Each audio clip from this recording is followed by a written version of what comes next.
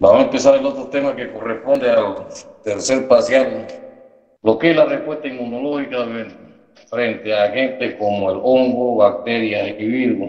Antes hemos estado pasando la diferente activación del sistema inmunológico, lo que sucede frente a virus, pero esta clase nos va a permitir ver aquella reacción inmunológica que se da cuando existen enfermedades sobreagregadas en nuestro organismo. ¿Qué quiere decir? Que aparte de la afectación bacteriana, pues en nuestro organismo, debido a problemas inmunológicos, también aparece una afección por hongo y por supuesto que se sobrega una enfermedad viral medio. Bien, empecemos. La respuesta inmunológica frente a las bacterias.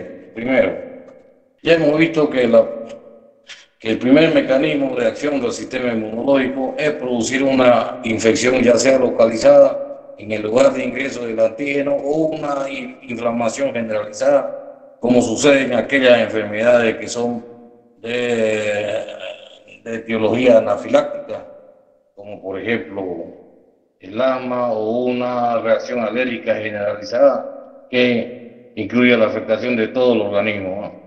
Sabemos que hay bacterias extracelulares y bacterias intracelulares que están afectando dentro de nuestro organismo.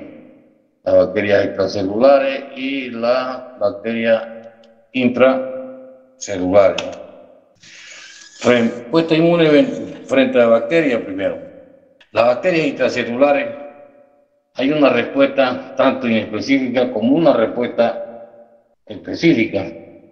La respuesta inespecífica se da a través de mecanismos como la fagocitosis y la específica se da por la implementación de los primeros que llegan al lugar de agresión del antígeno, que son el linfocito T, el helper y los macrófagos.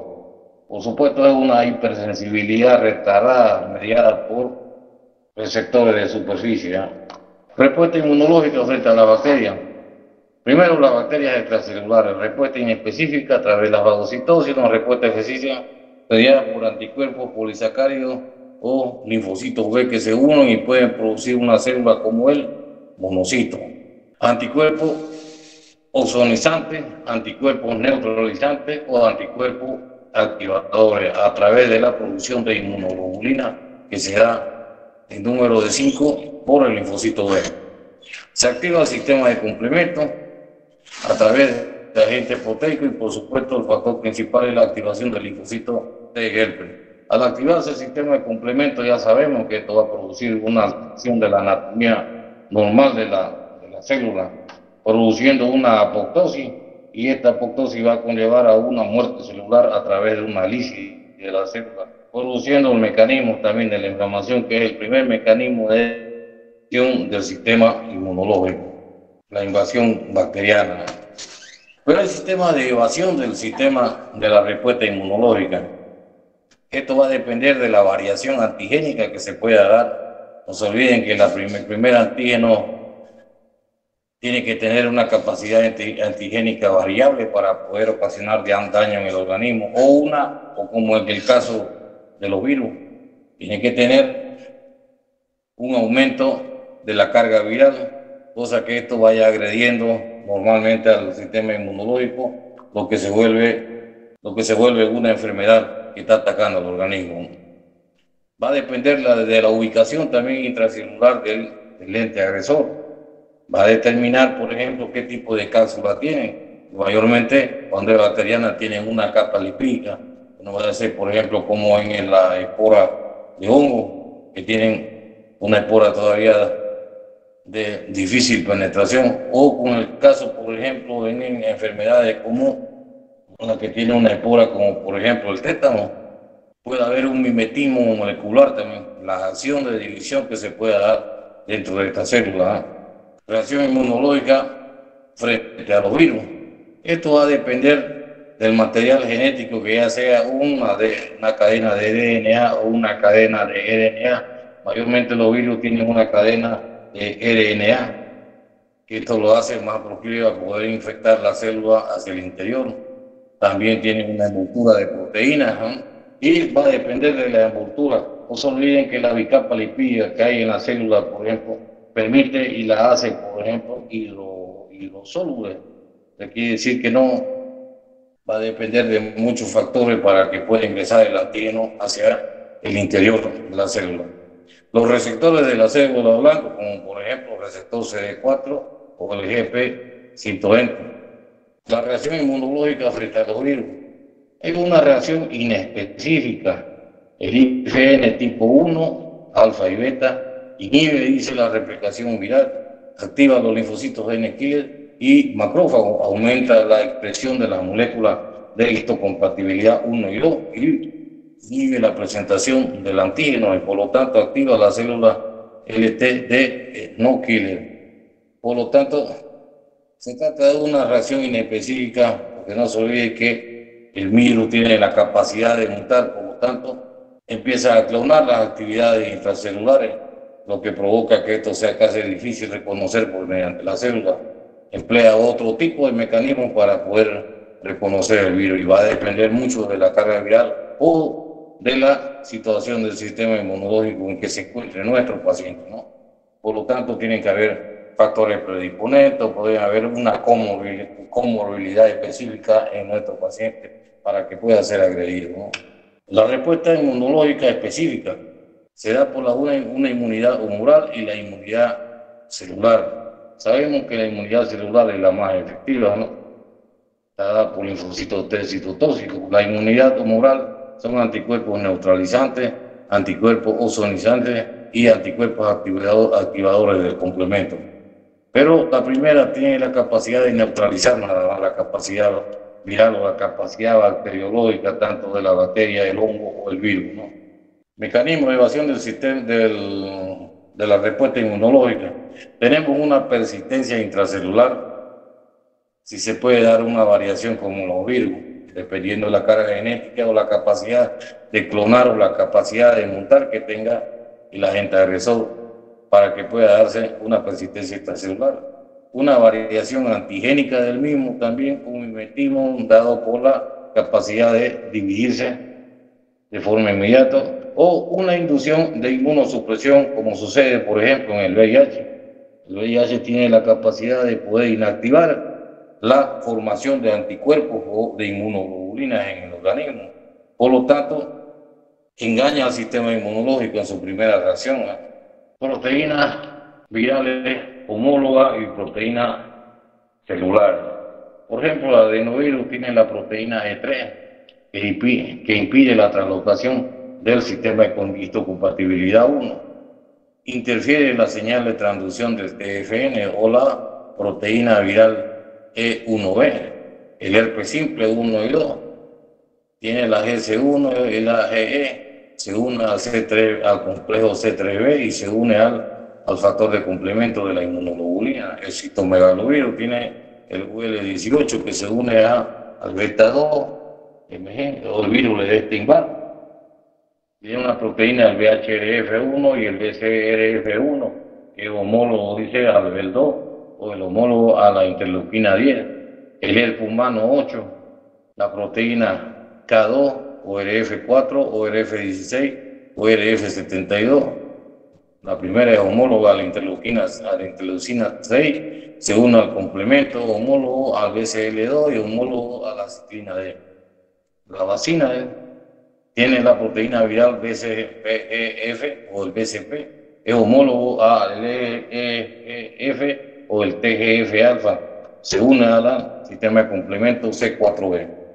Respuesta inmunológica contra infecciones por protozoario y el minto. Estamos hablando aquí de parásitos. Existe también una respuesta inmunológica. No se olviden que tenemos parásitos saprófitos en nuestro organismo que son atajados en su replicación por el sistema inmunológico y lo espera el organismo para poder sintetizar algunas proteínas o para otras funciones propias del organismo saprófito. Pero cuando el sistema inmunológico pierde su capacidad de defensa o disminuye la defensa, entonces rebrota este sistema parasitario, lo que hace aparecer síntomas graves en nuestro paciente. Al principio del siglo XX se pensaba que los parásitos no despertaban, dice, una respuesta inmune. La inmunoparasitología dice comprende el estudio de los parásitos clásicos o del minto, protozoarios y los artrópodos. El estudio de la interacción hospedero-parásito nos lleva a considerar a grupos conceptuales de parásitos. Microparásitos, aquí tenemos la entamoeba histolítica y la Yardia. Se reproducen y multiplican dentro del huésped, somos dentro del organismo nuestro. Los unicelulares y de tamaños pequeños y el tiempo de generación corto. Estamos hablando del periodo de incubación. Mayormente va de 7 a 14 días en todos los organismos agresores. La infección dura poco tiempo, dice, con numerosas excepciones en relación al promedio de vida de los hospederos y producen infecciones agudas. Va a depender también de la presencia de factores complementarios, va a depender o factores predisponentes, factores desencadenantes, si ustedes quieren entenderlo así, y va a depender también de una comorbilidad presente en nuestros pacientes. Para que la infección sea aguda o se vuelva crónica, va a depender del grado de nutrición de nuestros pacientes. Los hospederos dicen que se recuperan de la infección, adquieren inmunidad contra la infección, pero esto entre comillas, porque desde el momento que va a un sistema inmunológico, esta respuesta que nos protege, pues va fallando y empieza a aparecer enfermedades como la entamoeba histolítica o la Yardia. Los macroparásitos maduran y se alcanzan la etapa adulta dentro del huésped, pero no se producen directamente dentro de él. Son pluricelulares de tamaño relativamente grande y su tiempo de generación es bastante largo, por lo tanto es una patología crónica, ¿no? La infección es de larga duración en relación a la vida por medio del hospedero, una infección crónica, como por ejemplo aquí vamos a hablar de la Staphylococcus. La respuesta inmune dice que despierta en el hospedero, en el huésped, depende del número de parásitos presentes y es relativamente de corta duración. Ejemplo, el mito y artrópodo. Esa es una muestra de parásitos que he sacado dentro del sistema digestivo del paciente. Los factores, dice el huésped, que determinan una respuesta inmune contra los parásitos. Uno es el estado nutricional del huésped, dice, ¿no? El TNFA, la caquetina o la interleuquina 1 causan anorexia, es una acción. No se olviden, por ejemplo, que nuestro sistema inmunológico, desde el momento que ha perdido la batalla de poder controlar al antígeno, entonces empieza a agredir las células nuestras con la finalidad de poder destruir al ente agresor. Empieza a autoagredirnos, ¿no? Conformación genética de los hospederos va a depender mucho también, como ejemplo la hemoglobinopatía. La competencia inmune de los hospederos va a depender del estado nutricional también, o de la transferencia genética de forma vertical que se dé a través de la madre, ¿no? Embarazo avanzado, lactancia o inmunodeficiencia. Factores de parásitos dicen que determinan la respuesta inmune de los hospederos. Va a depender del estadio del parásito, el fase larva y la natural. Va a depender de la localización del parásito y del mecanismo de evaluación del parásito. Por ejemplo, aquí tenemos una patología que sucede, como por ejemplo la malaria. Estamos dándole a inyectar a su compañero. Como la malaria, por ejemplo. Interviene el mosquito, el anófera, en el primer ciclo, y el segundo ciclo lo completa ya en nuestro organismo. No vamos a redundar en la patología de la malaria porque ustedes lo van a ver en parásito. Factores de parásito que determinan, dice, la patogenicidad, una alta patogenicidad y por supuesto un daño a nivel orgánico, ¿no? Va a depender del número de parásitos. La locación del parásito dentro de los hospederos no es lo mismo, o sea, una localización dentro del intestino, no hay una localización hepática o una localización dentro del cerebro, como sucede aquí, por ejemplo. Existen parásitos que atacan, por ejemplo, nuestro cerebro. La localización del parásito dentro del huésped o a nivel pulmonar, como está aquí. Los factores químicos que producen el daño a nivel celular o a nivel local dentro del área afectada. Factores químicos como antígenos que determinan una respuesta bastante exacerbada. El daño causado por los parásitos, patogenicidad o la inmunopatogenicidad. Primero, una infección consiste en el establecimiento del parásito en el interior o en los tejidos del huésped. La enfermedad, cuando el establecimiento del parásito trae consigo un daño, ya sea permanente o un daño local a nivel del huésped. Los anticuerpos o inmunidad humorales pueden actuar, dice, bloqueando la entrada del parásito a una célula. Juegan un papel importante en el mecanismo conocido como citotoxicidad celular, dependiendo del anticuerpo CCDA. Hasta el momento no se ha realizado, por ejemplo, vacunas contra parásitos, ¿no? Mecanismo de células efectivas en la inmunidad contra parásitos. Los linfocitos T son células fundamentales en la defensa de los hospederos. Y como en toda agresión de un antígeno, ya sea bacteria, hongo o virus, lo primero que vienen a defenderse son los linfocitos T mediante la presentación del antígeno que hace el macrófago para que este pueda activarse. Luego, si esa primera defensa es sobrepasada, entonces ya empiezan a aparecer los linfocitos B para producir la inmunoglobulina y ayudarle a los linfocitos T. Los linfocitos son células fundamentales en la defensa del huésped y el control en la multiplicación parasitaria.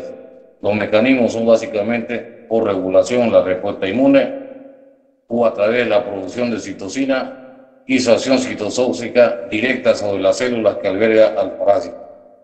Mecanismos y células efectoras de la inmunidad contra el parásito. Interviene el macrófago, actúan como células presentadoras de antígenos en las etapas iniciales y llevan a cabo dos funciones principales. Una es la función secretora y la otra es la función fagocítica. La secretora se desarrolla mediante la detección de reguladores de proceso inflamatorio, como la interleuquina 1, la TNF y la FE6. La función fagocítica inhibe la multiplicación de los parásitos y promueve su destrucción. Va a depender también del número y el tamaño del parásito para que pueda ser efectiva. Pero en sus etapas iniciales de división interviene mucho el sistema inmunológico para poder controlar la capacidad agresiva del parásito. Los macrófagos activados son capaces de producir metabolitos del oxígeno, anión superóxido, peróxido de hidrógeno en el proceso llamado estallido respiratorio. Mecanismos y células efectoras de la inmunidad contra parásitos. Granulocitos neutrófilos. Sus principales mecanismos son el desarrollo del estadio respiratorio y mecanismo no oxidativo consistente en la liberación de constituyentes, dice, granulares al exterior, de granulación exocitosis, tales como proteína catiónica, citotóxica y lisozima. Los granulocitos eosinófilos, la eosinofilia, dice, y la producción de niveles altos de inmunoglobulina E son consecuencias de la infección con helmintos tisulares. Los eosinófilos son los principales factores contra los helmintos, son capaces de producir metabolitos tóxicos de oxígeno, exocitar proteínas catiónicas, mayor base y proteínas, el MVP. Su producción y maduración es regulada por la interleuquina 5. Siempre va a haber una célula generadora de anticuerpos. Mayormente en los parásitos lo que vamos a ver aumentado son la IgE, además que hay una eosinofilia, ¿no? Aumento de los eosinófilos, pero no solamente en los parásitos, también está en el asma, ¿no? Y en los procesos alérgicos, ¿no? Mecanismos y células efectoras de la inmunidad contra parásitos. Tenemos las células cerradas, actúan incrementando, dice, la acción de otros elementos efectores solubles a las células T, incrementando la producción de mucus y cambiando la permeabilidad de la mucosa, permitiendo el paso de IgA, IgE e IgG y complemento a la pared externa para que actúen contra el parásito. La plaqueta también interviene, se ha observado, dice, un efecto tóxica de los plaquetas sobre parásitos y helmintos, ya que poseen receptores para el factor de complemento de la IgE y actúan así en la reacción del CCDA. Los basófilos también intervienen, no son fagocitos, dice, y se sugiere que su principal función en la respuesta antiparasitaria puede ser la inducción de la respuesta TH2 a través de la producción rápida de la interleuquina 3. hablábamos de la inflamación, que es el principal mecanismo o la principal respuesta que se da del sistema inmunológico. Por lo tanto, en el momento que la enfermedad ha sobrepasado el sistema inmunológico, primero empieza una acción inflamatoria que se da ya sea en bacterias, en hongo o en virus o en parásitos, como estamos mirando. Crear los medios para que el tejido recupere su estado original a través de una curación y una cicatrización específica. Rechazar al organismo agresor de los tejidos. Esa es fundamentalmente la acción de la inflamación, pero no se olviden, por ejemplo, que ya está activado el sistema inmunológico, por lo tanto, se está produciendo una apoptosis y una lisis de varias células. Por lo tanto, la inflamación es una consecuencia de la reacción primaria del sistema inmunológico como consecuencia para inactivar la agresión del antígeno. La evasión inmunológica, cuando existe un antígeno, una antigenicidad o una inmunogenicidad del parásito reducida o alterada, modificación en la inducción o expresión de la respuesta inmune en el cerebro, modificación del medio ambiente intracelular por parte del parásito, evitando la destrucción en la fagocitosis. Vacuna contra parásitos. En realidad existen estudios para poder crear vacunas contra el parásito. Por ejemplo, existen estudios realizados por Patarroyo, un colombiano, para producir una vacuna contra la malaria. En realidad todavía está en fase de estudio, no se ha lanzado todavía la vacuna contra la malaria, porque se cree, por ejemplo, que la efectividad es bastante reducida, ¿no? Uno de los principales problemas es encontrar dentro de la gran cantidad de antígenos presentes en el protozoario y el mito aquellos elementos antigénicos que despierten respuesta protectora. Y eso todavía está en estudio. No sucede lo mismo, por ejemplo, que se ha creado ya vacunas contra virus atenuados con la finalidad de que la inoculación de virus atenuados va a producir anticuerpos dentro de nuestro organismo. No sucede lo mismo con los parásitos, ni tampoco con algunas bacterias, porque si fuera así tuviéramos la señorita Candy quiere irse. Bueno, jóvenes, hasta ahí hemos terminado. Era un tema corto.